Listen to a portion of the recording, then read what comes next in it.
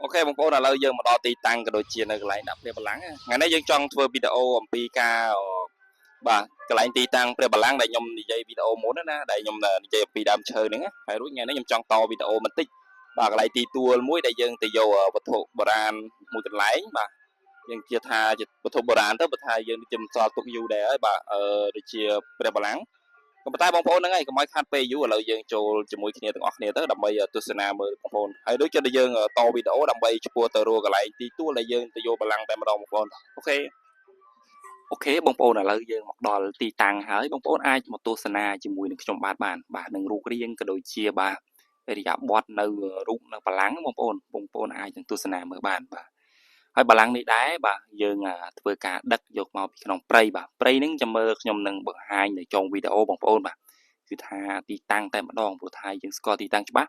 ដោយសារតែខ្ញុំធ្លាប់ទៅដឹកដោយផ្ទាល់បងប្អូនបាទកាលនោះខ្ញុំនៅតូចៗទេបាទខ្ទង់ឆ្នាំ2000ជាង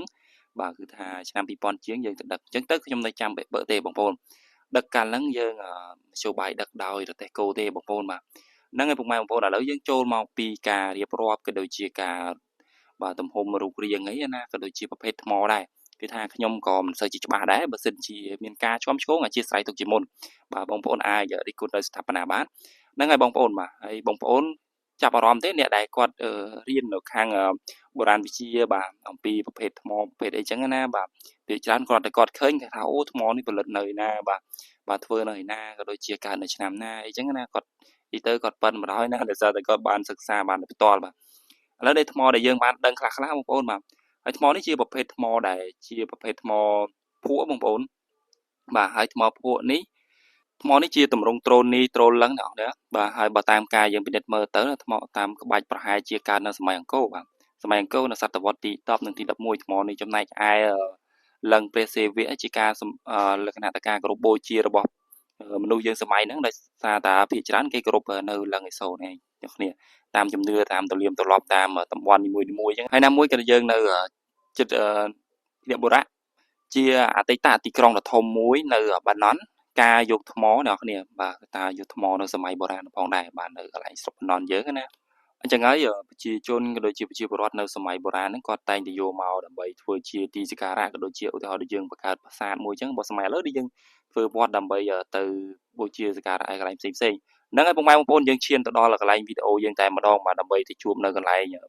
យកបលាំងបងប្អូនហ្នឹងហើយបងប្អូនឥឡូវយើងមកដល់ទីតាំងយើងដែលយើងត្រូវបានដែលយើង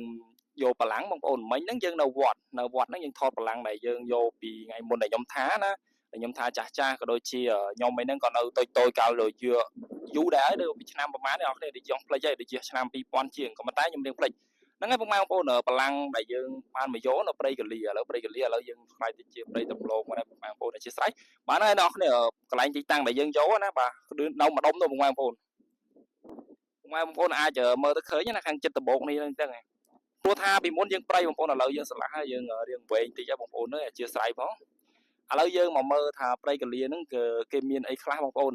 ពុកម៉ែបងប្អូនអាចមកទស្សនានៅក៏ដូចជាវត្ថុតាំងខ្លះបាទដូចជាមានចានមានគេហៅខួយបងប្អូនបាទម៉ែបងប្អូនអាចមកទស្សនាមួយខ្ញុំបាននេះពុកម៉ែបងប្អូនដែលខ្ញុំប្រមូលបានមិញបងប្អូនខ្ញុំគិតថាប្រហែលជាមិនអាចមករកបានទេព្រោះតាំងខ្លះក៏ប៉ុន្តែដោយសារតែយើងថ្ងៃហ្នឹងបាទចៃដន្យណាស់នេះបងប្អូនបាទយើងដើររើសមិញណានេះពុកម៉ែបងប្អូន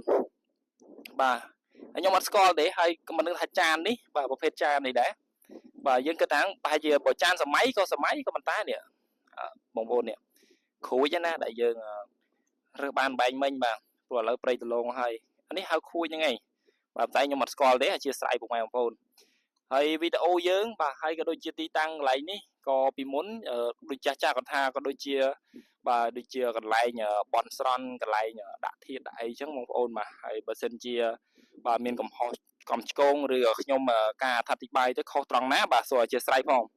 ហ្នឹងហើយពុកម៉ែបងប្អូនវីដេអូយើងថ្ងៃនេះខ្លីទេហើយក៏ចង់បង្ហាញអំពីទីទួលមួយណាដែលកន្លែងបុរាណហើយកន្លែងដែលវីដេអូមុនដែលខ្ញុំនិយាយថាកន្លែងណា700ឆ្នាំជាងហ្នឹងណាហើយក៏ប៉ុន្តែមានភូមិគេមួយទៀតបងប្អូនភូមិមួយទៀតបងប្អូនភូមិមួយទៀតយើងនៅខាងនេះបងប្អូននៅខាងទៅខាងនោះខ្ញុំចំតែម្ដងបាទកន្លែងហ្នឹងគេហៅភូមិចាស់បងប្អូនបាទភូមិចាស់បាទភូមិចាស់ហ្នឹងយើងមានវត្តបាទមានវត្តមានដូចជាថ្មមានអីផ ផុសតាងដែរក៏ប៉ុន្តែវត្តហ្នឹងឥឡូវគេយកមកដាក់យើងទីទួលនេះឲ្យបងប្អូនវត្តគេហៅវត្តលងមានបាទគេយកមកវិញហើយបាទពីមុនយើងលឺចាស់ណាលឺដូនតាគាត់និយាយដែរគាត់ថាវត្តយើងពីមុននៅភូមិចាស់ស្នោឥឡូវក៏គេយកមកដាក់ហើយមកខាងកើតខាងជើងនេះវិញគេហៅវត្តលងមានហ្នឹងហើយពុកម៉ែបងប្អូនដែលខ្ញុំថតព្រះបល្ល័ង្កព្រឹកមិញណាហ្នឹងហើយពុកម៉ែបងប្អូនវីដេអូយើងក៏មិនមានអីច្រើនដែរថ្ងៃនេះគឺថាមានតែខ្លីទេហ្នឹងហើយពុកម៉ែបងប្អូនខ្ញុំអរគុណច្រើនទៅដល់ពុកម៉ែបងប្អូនដែលបានទស្សនាក៏ដូចជាបាទវីដេអូខ្ញុំរហូតដល់នៅពេលនេះហើយវីដេអូយើងដល់ទីបញ្ចប់ហើយក៏សូមអរគុណច្រើនពុកម៉ែបងប្អូនបាទកុំភ្លេចជួយចុច like ចុច share និងផ្ដល់វីដេអូខ្ញុំបាទម្នាក់មួយផងដើម្បីផ្ដល់ជាកម្លាំងចិត្តបាទសូមអរគុណច្រើនបាយបាយជម្រាបលាបាទសំណាងល្អ